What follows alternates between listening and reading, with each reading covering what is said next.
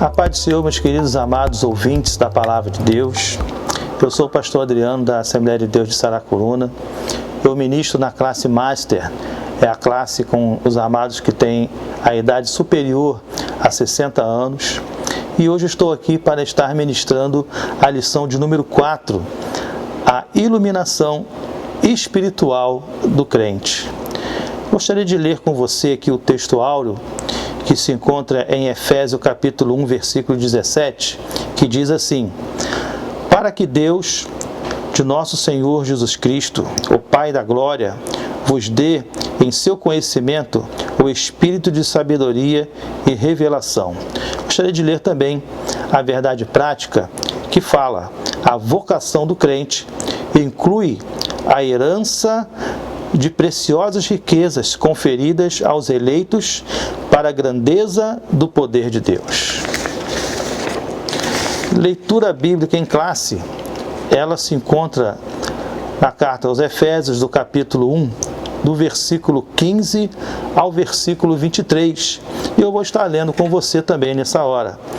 Diz assim a palavra do Senhor: pelo que, ouvindo eu também a fé em que entre vós há no Senhor Jesus, e o vosso amor para com todos os santos, não cesso de dar graças a Deus por vós, lembrando-me de vós nas minhas orações, para que o Deus de nosso Senhor Jesus Cristo, o Pai da glória, vos dê em seu conhecimento o espírito de sabedoria e de revelação, tendo iluminado os olhos do vosso entendimento, para que saibais qual seja a esperança da sua vocação e quais as riquezas da glória da sua herança nos santos, e qual a sobreexcelente grandeza do seu poder sobre nós, que cremos segundo a operação da força do seu poder, que manifestou em Cristo,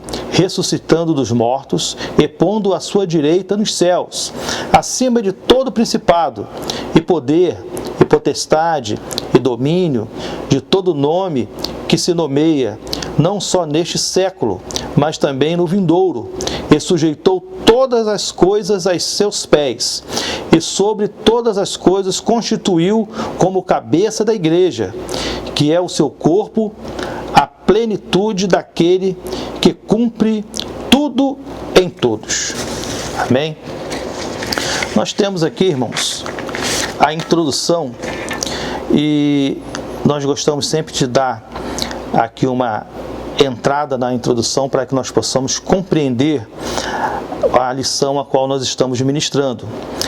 A introdução diz: ainda no princípio, ainda no primeiro capítulo, o apóstolo Paulo inicia uma longa sentença, assim dividida: ação de graças, oração intercessora, confissão de louvor e exaltação.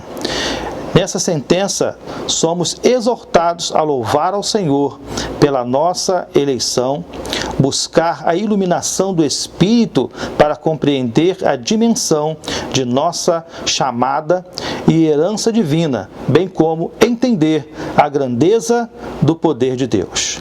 Bem, essa lição é dividida em 3 grandes pontos e nós vamos estar entrando nesses pontos agora.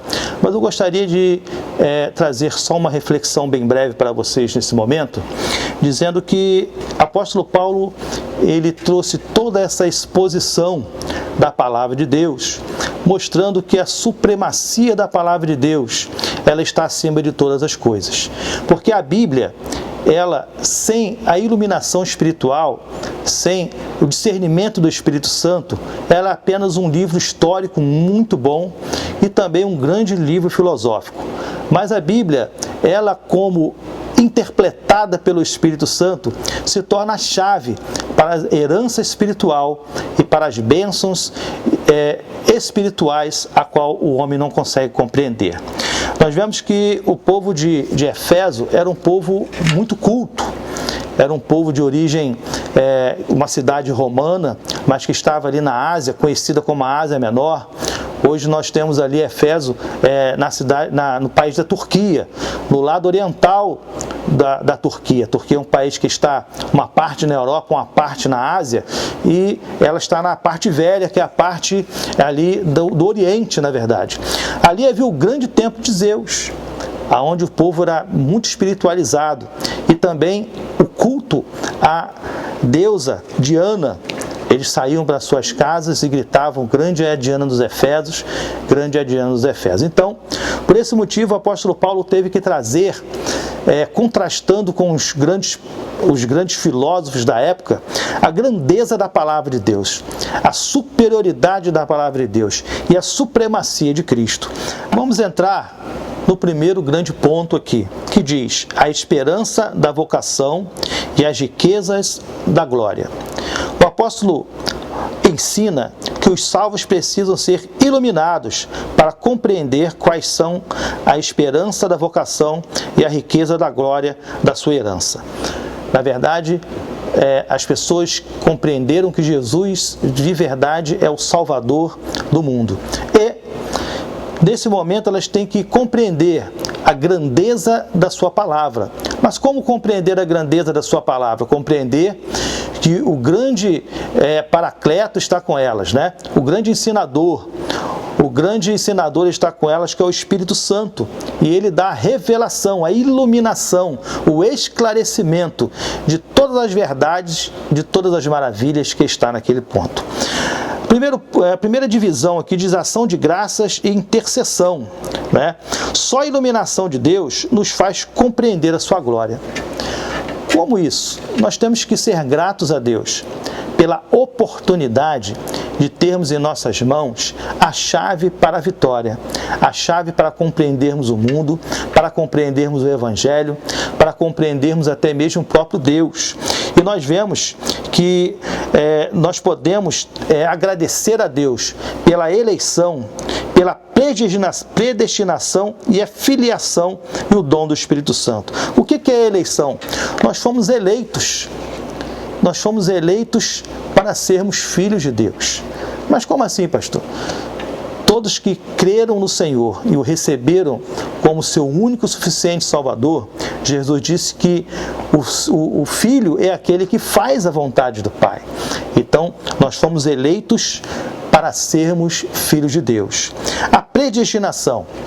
Nós cremos que todo salvo, ele é predestinado à salvação. Mas nós cremos também que todo ser humano, ele é predestinado à salvação. É uma questão de escolha. Quando você escolhe Jesus, quando você compreende a sua graça, quando você o aceita como seu único e suficiente Salvador, você está tomando posse de algo que já foi conquistado para você, ou seja, você já foi predestinado a ser salvo. Você toma posse disso quando você crê que Jesus Cristo é o Filho de Deus. E nós vemos a filiação, o dom do Espírito Santo. Irmãos, como filhos de Deus, nós temos acesso aos dons do Espírito Santo. Nós passamos de ser pessoas simplesmente carnais para sermos pessoas espirituais, para sermos pessoas que transitam entre duas naturezas, uma natureza espiritual, sobrenatural, compreendendo as grandezas do mundo, do universo, do reino de Deus, e também compreendendo com mais sensatez a vida cotidiana que nós vivemos aqui. Nós vemos aqui também um segundo subtópico que diz a esperança da vocação, né? A esperança da vocação. Em sua petição a Deus, Paulo intercede para que o Espírito Santo ilumine os crentes a fim de saberem qual seja a esperança da sua vocação. Amém? Nós fomos chamados do passado, nós somos chamados do futuro, nós somos chamados para o serviço, nós somos chamados para a santificação, nós somos chamados para manifestar a graça de Deus, nós somos chamados para sermos embaixadores de Cristo nessa terra, nós somos chamados para sermos identificados com Cristo, porque na verdade, como nós lemos no texto inicial, nós vemos que Cristo não faz distinção entre si e a sua igreja. Nós vemos que quando o apóstolo Paulo, sendo Saulo de Tarso ainda, indo para a cidade de Damasco para aprender os cristãos. Ele encontrou o Espírito do Senhor, ou seja, Jesus em glória, Jesus em Espírito, e naquele momento Jesus não falou: Saulo, eu sou Jesus que você persegue a minha igreja. Não, ele falou: Saulo, eu sou Jesus a quem você persegue. Então, a nossa vocação como filhos de Deus, como aqueles que manifestam a graça de Deus, como arautos de Deus, como embaixadores de Cristo, nós vemos que nós somos crentes e o Espírito da sabedoria, ele vem nos revelar tudo aquilo que nós precisamos saber.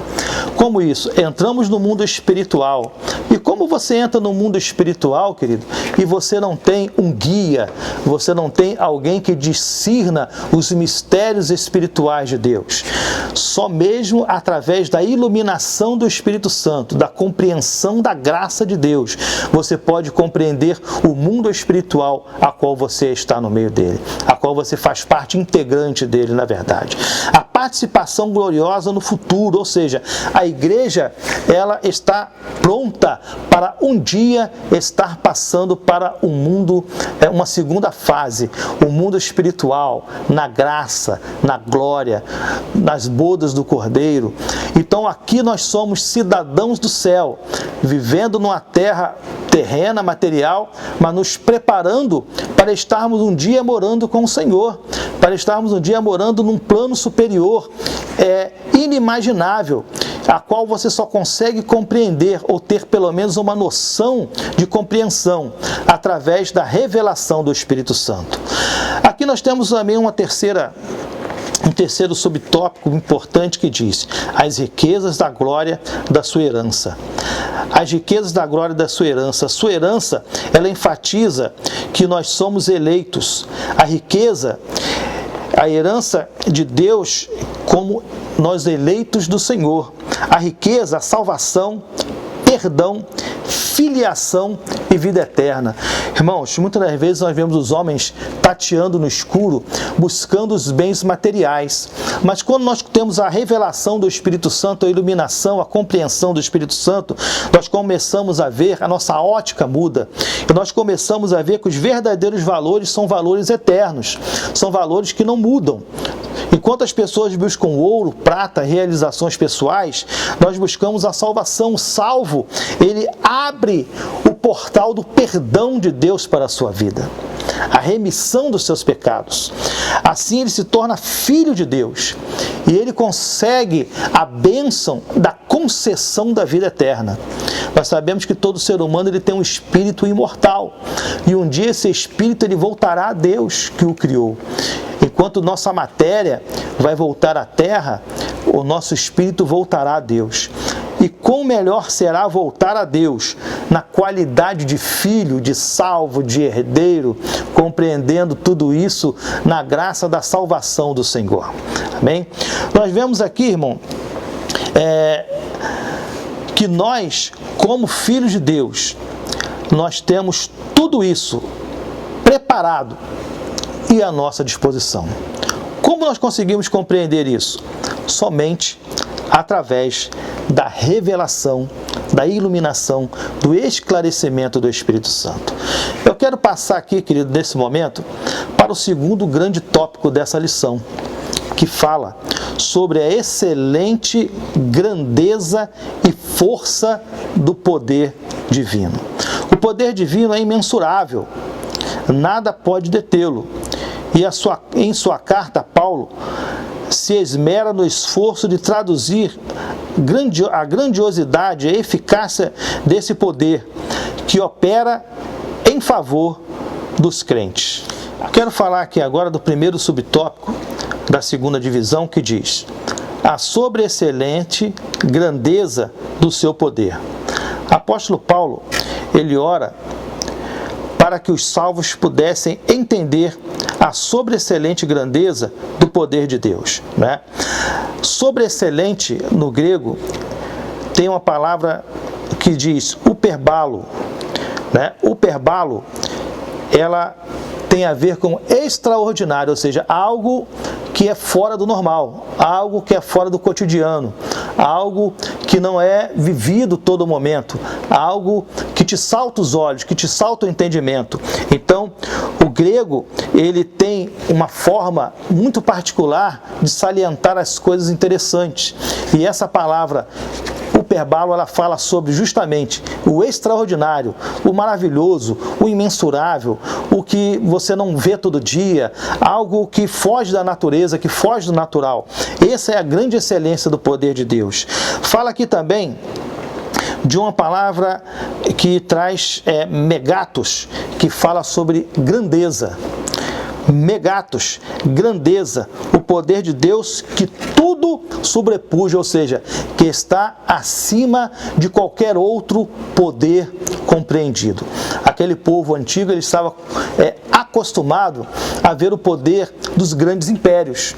Aqui eles estavam sob o grande império romano, no auge da sua glória, do seu poder, mas eles haviam compreendido o poder do império grego, do império persa, mas naquele momento eles estavam embaixo do poder do império romano. E essa palavra megatos, ela fala justamente sobre a grandeza que é superior a tudo aquilo que eles entendiam, o que eles haviam visto até aquele momento, o que eles tinham vivido até aquele momento. Era algo que sobrepujava, era algo que ultrapassava, era algo que era muito mais grandioso. Então nós vemos que sobre a excelência do poder de Deus, né, não há comparativo humano.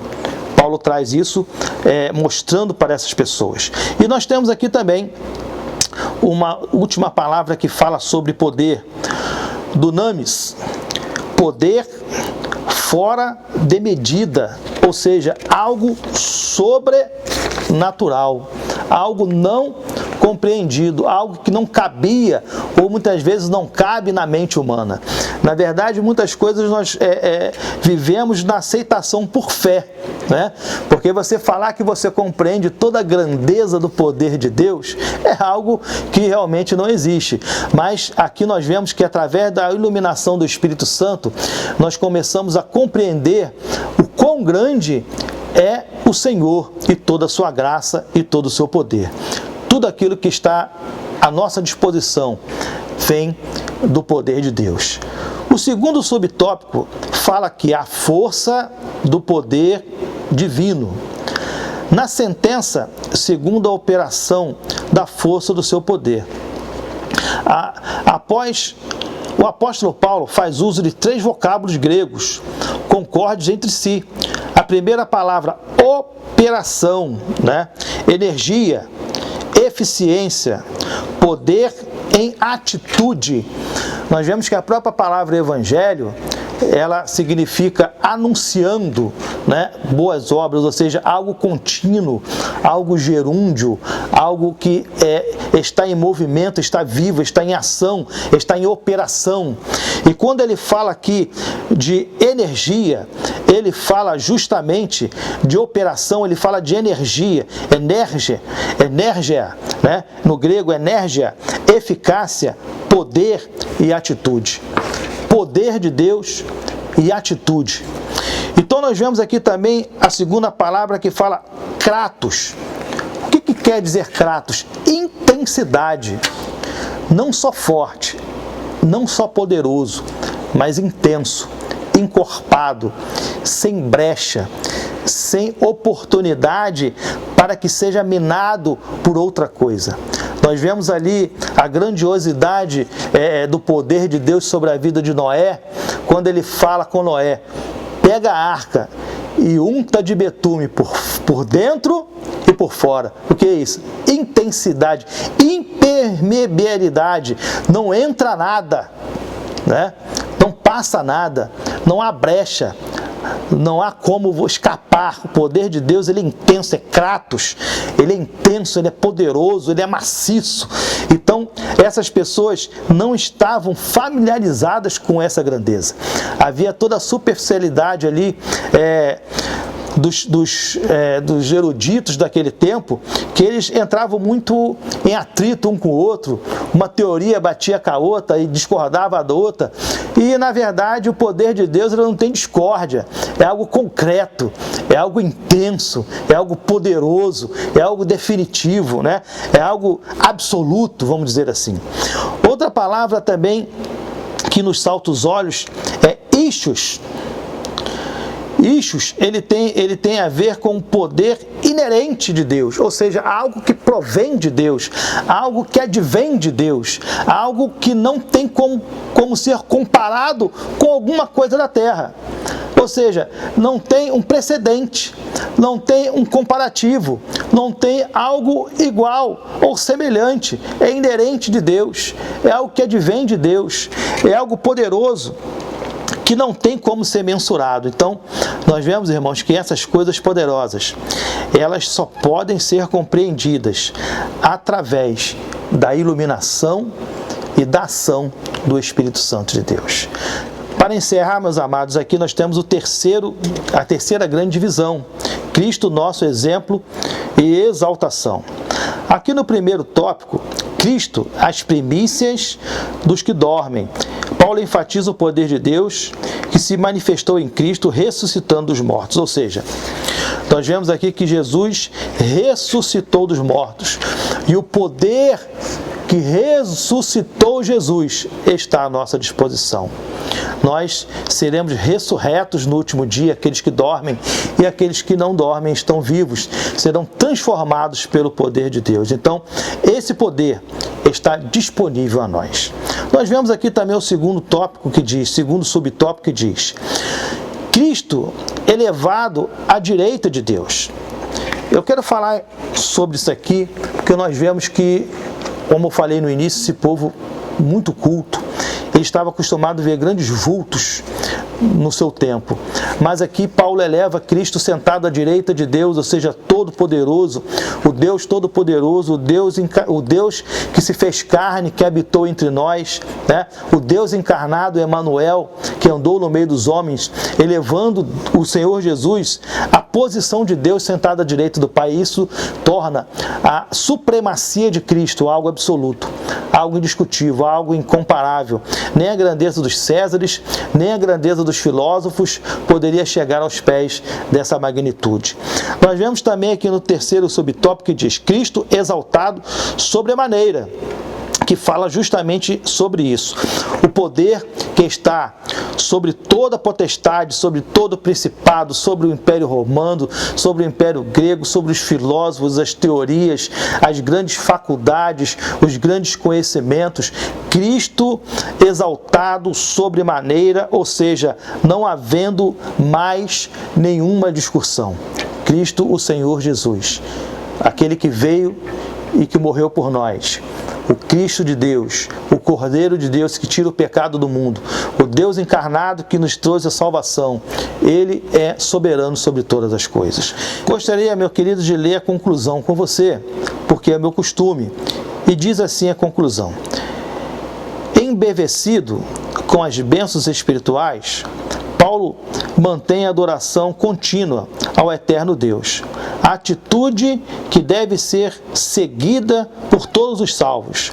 A compreensão das dádivas da salvação demonstra o excelso valor daquilo que Deus fez por nós.